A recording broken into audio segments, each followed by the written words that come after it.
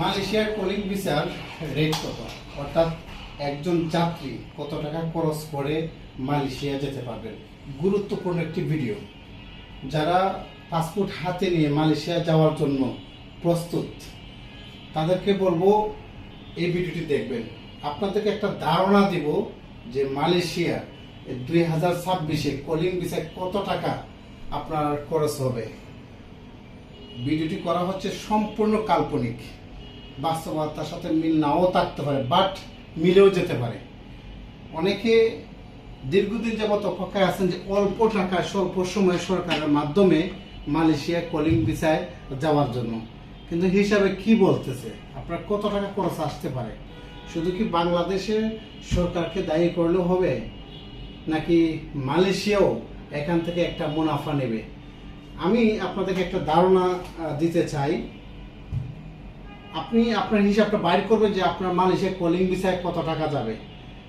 ধরুন এমনটা যদি হয় 4,500 রিঙ্গিত মালয়েশিয়াকে দিতে হবে, অর্থাৎ তাদের ওয়েবসাইটকে 4,500 রিঙ্গিত ভিসা বাবদ তাকে দিতে হবে।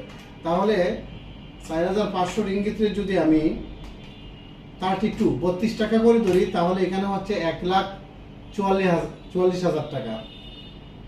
যে লাইসেন্সগুলো কাজ নিল, অর্থাৎ 25টা লাইসেন্সের যে কাজটা নিল, 25টা লাইসেন্সের সাথে আরো সাব এজেন্ট আছে, এগুলো না, 25টা লাইসেন্সে তার প্রতিটা ভিসা, এটা হচ্ছে আমার কাল্পনিক ধারণা। তবে আজকে 23 তারিখ, অর্থাৎ 23শে আগস্ট 2026, আমি আপনাদেরকে ভবিষ্যৎবাণী বলতেছি। যদি মনে করেন যে ভিসাটা কিনবে তার প্রতিটা ভিসা 6,500 রিঙ্গিত দিতে হবে।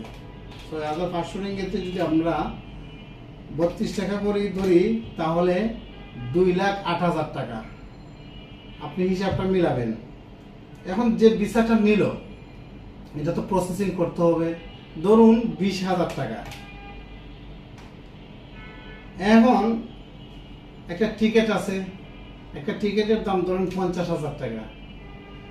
তারপরে এখানে মেডিকেল আছে, ধরুন মেডিকেলের 10,000 টাকা বা 8,500 টাকা। তারপর এই যে ভিসাটা রেকর্ডিং লাইসেন্স তারিখ কিনলো, এখন তার একটা লাভ লাগবে ধরেন 30,000 টাকা।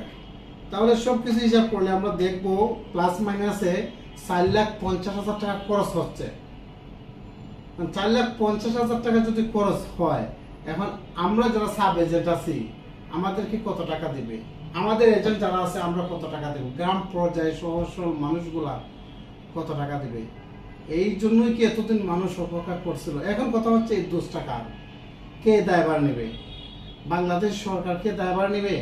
দেখুন, যদি এই কাজটা বয়েসেলে পাইতো তাহলে 6,500 রিঙ্গিত এটা লাগতো না, কিন্তু রেকর্ডিং লাইসেন্স পাওয়ার কারণে এই অতিরিক্ত টাকাটা লাগতেছে। এখন আবার যদি মালয়েশিয়া সরকার চাচ্ছে যে তার রেকর্ডিং লাইসেন্সের কাজটা পাক, বাংলাদেশ সরকার চাচ্ছে বয়েসেলে চাক।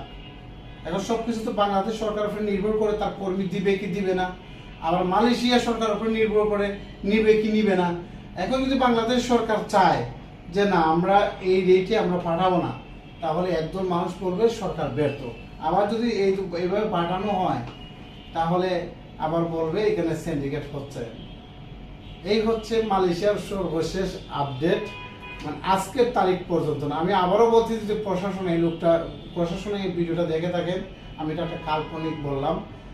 তবে আমার কথা হচ্ছে এরকম যদি রেট থাকে 6 লাখ 7 লাখ টাকা খরচ করে মানুষ মালয়েশিয়া যেতে চায় বা যাওয়া লাগে, আমার মনে হয় না যাওয়াটা ভালো হবে। এটাই ছিল আজকের এই আপডেট। আল্লাহ হাফেজ।